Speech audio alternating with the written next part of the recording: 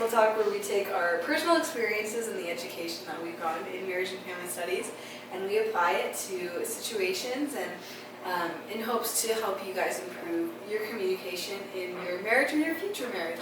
Mm-hmm. And today's topic is about setting expectations for either your future marriage or your marriage, and even dating. Dating can obviously take a huge part in what a marriage looks like. So we'll go through a bunch of different thoughts and ideas that can help pretty much any couple think through what their expectations are personally for communication, and then how they can work that in with what their spouse wants as well. So starting off, we want to talk about dating because that comes before marriage. I think that's like the most important part, like area to really set expectations. Yeah, because I think a lot of people, especially in maybe where we are going to school, there's a lot of quick dating happening. There's a lot of, I just want to get married. Oh, like my friend's getting married, I just want to get married. And it's almost pressure. And so sometimes I think maybe less thought and real planning goes into that couple's lives. And so what did you do with your husband while you dated, and how did you talk about, what you wanted to see in marriage, maybe specifically communication-wise? And we've kind of talked about this. We kind of talked about our dating lives, but is there anything specific you guys talked about? No, absolutely. This is actually really important because, like, the dating culture here is very different than, I'd say, most areas of the world. But he comes from California, which is a very different dating culture than, the dating culture I may have experienced in Boise. And just like growing up and stuff. And we kind of discussed those differences, but it really came from him on setting expectations because we were going on dates just to go to know each other, and we had spent a lot of time getting to know each other before we really started going on dates anyways. And so there's that level of we already know each other, we already know kind of what we're like. But to me, setting expectations during dating was really important because I feel like that's where a lot of marriages can really struggle, and that's just because there's that miscommunication of what each person kind of expected marriage to be like.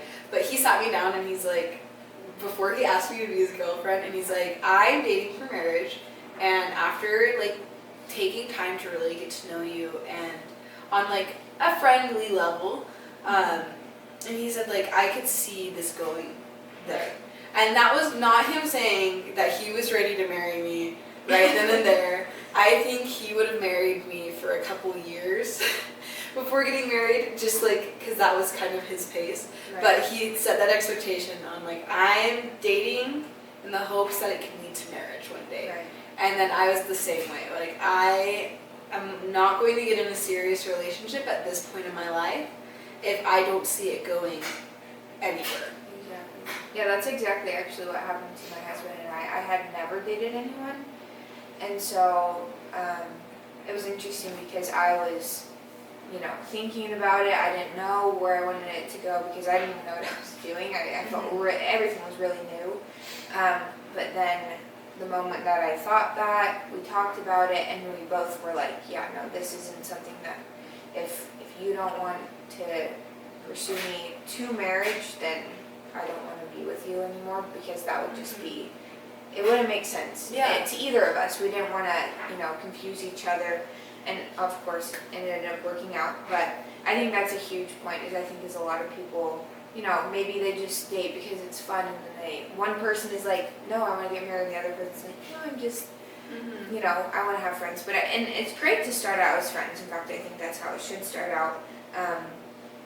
Majority of the time, I think that it's a great way to get to know someone. It builds a really strong relationship in the beginning.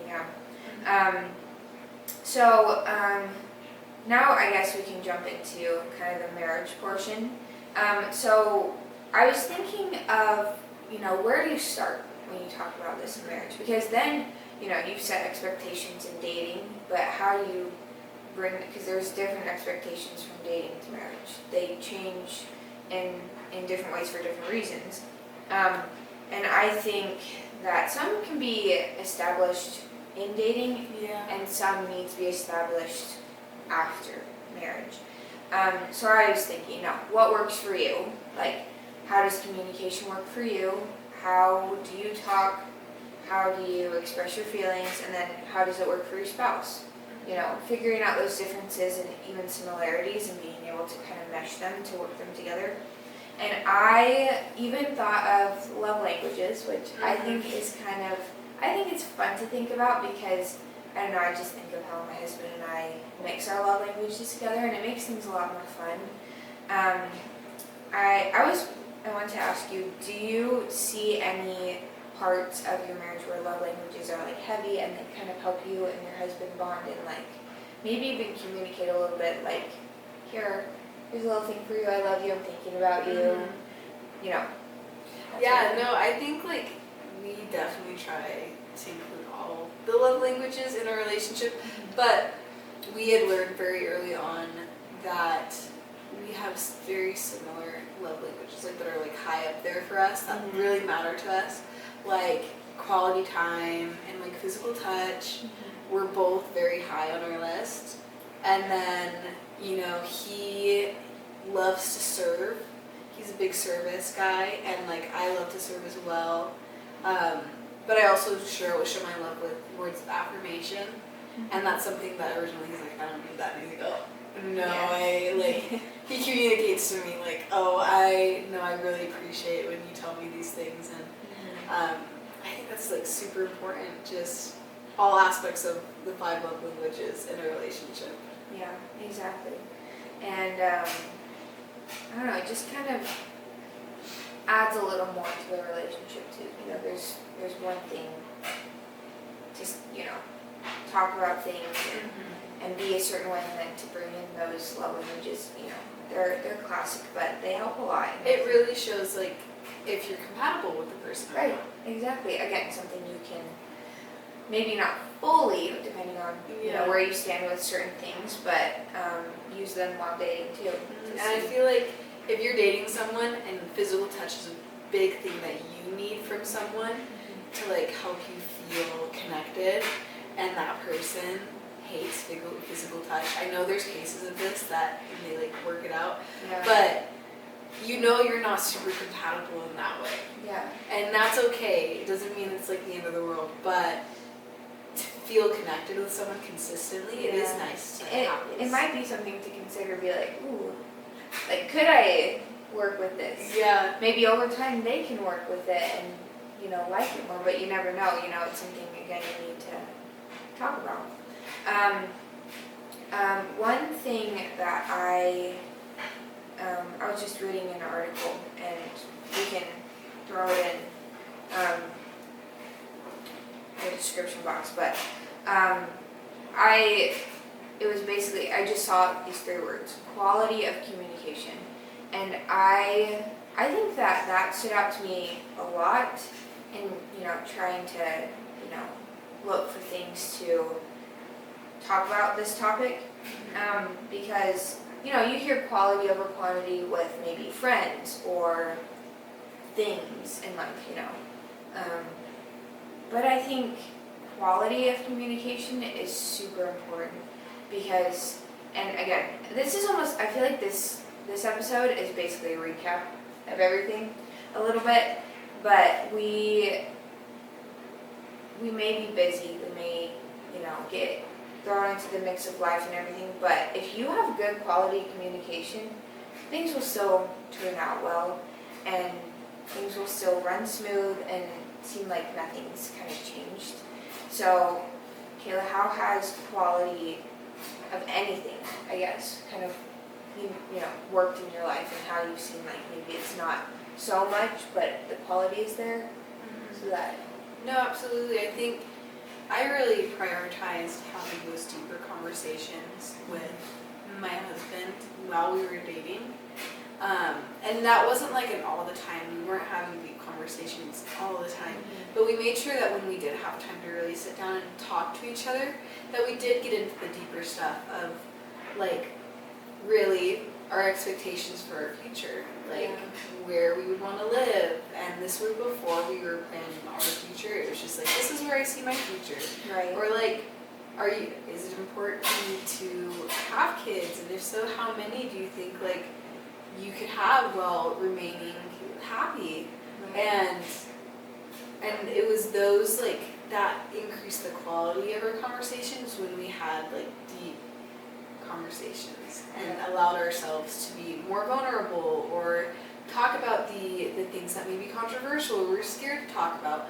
But that definitely improved our relationship in so many ways because it was a way for us to connect, but it was also a way for us to like really have the knowledge that we needed to know if we were compatible together in the future. Right. To be able to move through to the next steps, right? I think a lot of people, just from talking to friends and stuff, I think a lot of people get scared to have those conversations, and I think that's possibly why maybe a certain couple doesn't move towards marriage. Not saying that necessarily it's a bad thing, but I think, those things are scary, but they're necessary.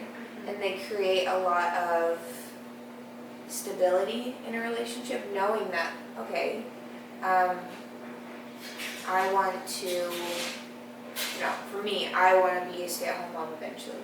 I want to have a lot of kids, and that's something I brought up to my husband when we were dating.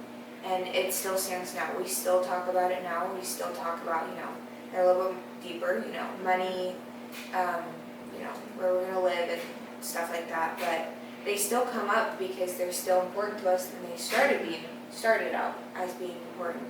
So I really like that. Yeah, just deep conversations though. Yeah, and it takes, like, sometimes we're scared because we really like this person and we're scared for whatever answer they may have. I know I had dated someone who, really great guy, treated me super well, but he had never really been around kids and he didn't really want, like, kids. Like, 2 was his tops, which is there's nothing wrong with that.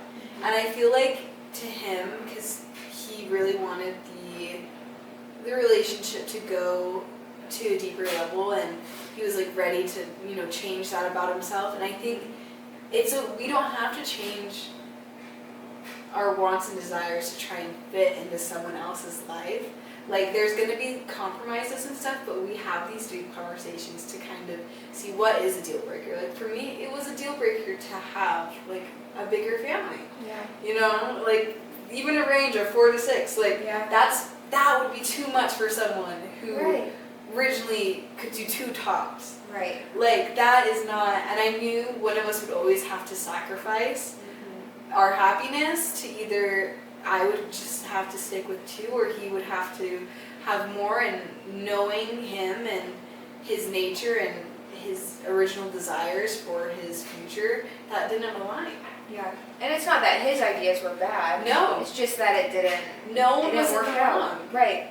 But that's why we have to have these conversations to really understand that people may have different expectations, and your marriage and the success of a marriage expectations does play a huge role in it. Because then you're running into these big issues where it would have been a deal breaker to either move to an area away from your family that you didn't want to, but your partner wants to, or have more kids than you wanted to, or job, and like your husband's like, no, I don't want you to be a stay-at-home mom. That needed to have been a conversation. Exactly. Hopefully before marriage. Right. No, exactly. And it's something that, I think, again, a lot of people skip over, and it can cause possibly divorce or just a lot of stress. And that's just not fun when you could have completely avoided it. I do also think that, personally, I think that there can also be, maybe not with big expectations, because big are, the biggest ones. They're the most important ones. But I think with small expectations, we can also change ourselves. Absolutely. We can mold into maybe what fits that person the most, and maybe we can drop a little bit of what we want and realize that, maybe we don't need that. And maybe I think I brought this up before, maybe I totally expected my husband to pick up his clothes after he threw them on the ground, changed. But he's not amazing at that, and that's okay. That is something that, and I'm sure he expected some things of me and that I haven't, done. But I've realized that sometimes you just gotta change. You just gotta work through that. You can maybe talk about it and be like, maybe do this. Yeah. Hey, I would appreciate this. But at the same time, there are bigger fish to fry and just more in-depth things that need to be worried about than the little things. And it can change a lot of, again, that dynamic if you just hold back a little bit and let some things go. Yeah, no, and like marriage is all about sacrifice. And I think some people get confused about that sometimes because they do look at these big expectations and they're like, well, I just have to sacrifice. Like that's something I can sacrifice, and they get blinded by that idea. And it's then later on where it's like that really was something that you couldn't have sacrificed. Or people get caught up like, I'm not going to sacrifice anything, and that's when they're like, they go too far on expectations, where now they throw all these expectations on their spouse or like but have the idea of their spouse, and then they're never happy in a relationship. Yeah, exactly. Yeah, and that just doesn't work. It's almost like, I almost see it as selfish. I almost see it as absolutely. You think you're always, you always got the things down pat. You're right. You don't do anything wrong, and I know I haven't heavily struggled with that, but I have in some aspects, and I had to take a step back and be like, wait a second, like I really can't be thinking that way. There's no reason to be thinking that way. I am not this perfect wife, Both my husband and I, we think we're amazing together. We love each other, but I know that I have some things that aren't exactly perfect, and so, but that makes it all the better. It's knowing that you're not just this perfect spouse. And I think that's what, like, especially people our age. People our age, there's a lot of people who can never see themselves getting married at our age, which is totally fine. Because there's things that they don't want to sacrifice. They're like, I'm too young to tie myself down. I want to have more experiences. Travel, I want to experience more people. And that is totally okay. But I think a lot of people that are dating in that mindset can't comprehend settling down and be like, how do you know? How do you know she's the one? Or how do you know he's the one? There is no one. It's like you have to start that relationship with the idea that it can go somewhere bigger. Because a lot of relationships our age, they'll start dating, but because they don't even want to think about marriage because of the things that they may have to sacrifice, it's not going to lead to marriage. Right, yeah. And that can be frustrating for the other person too. Yeah. If you just don't. Unless they're in the same boat, where they're just dating to date, and eventually the relationship will fizzle out down the line. Or there's lots of cases where, the person that they're with, and they finally do want to settle down and get married. Maybe they'll eventually grow to be like, now I feel good about it. Yeah. All right. So just to kind of close, I guess this is our last. Yeah, this is episode. Our last little episode we get to do. Yeah, it's kind of weird, but I've really enjoyed it. It's helped me learn a lot.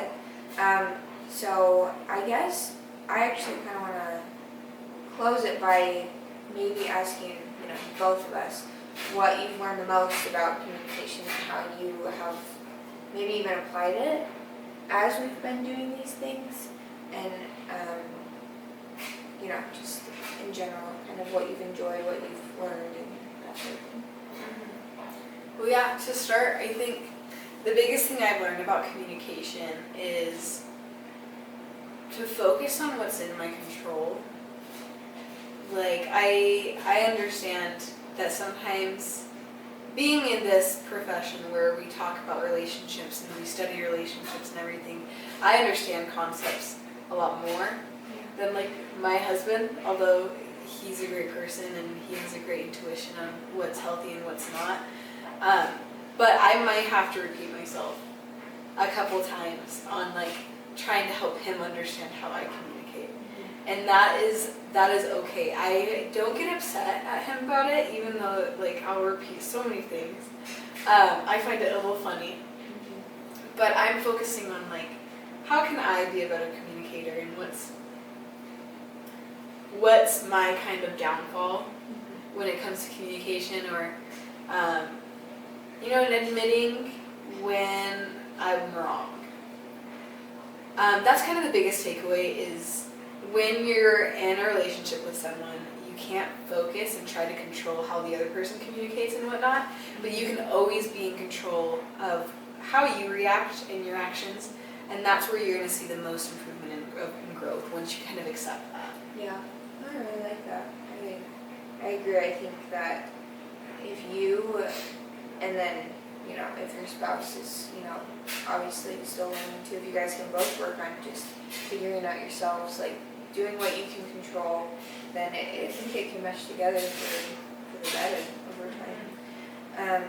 The one thing that I think I've learned the most is that communication is constantly changing, at least for me and my husband, and maybe it's not even on his side, maybe it's just my side, that we were definitely not bad, but not amazing at it in the beginning of our marriage, but over time we've definitely gotten better. But then as certain, life events, things have come into the picture, we have to learn something again. And it's just constantly changing, constantly new ways to talk about things are coming into the picture. Maybe just new ways to think about things are coming into the picture, and bringing up those thoughts to each other, and talking them out, figuring them out. It's just a constant change. Yeah. Constant,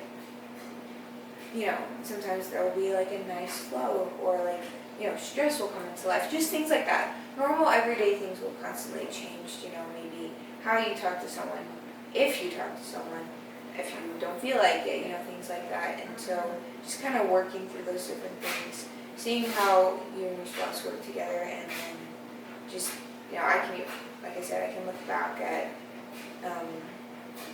the past year and see how we've changed a lot, how I specifically have changed a lot, how I've, learned to let more things go, learn to realize I'm not that big of a deal, things like that. And so over time, communication can just evolve and match up to where our needs are, and help us in any way we need.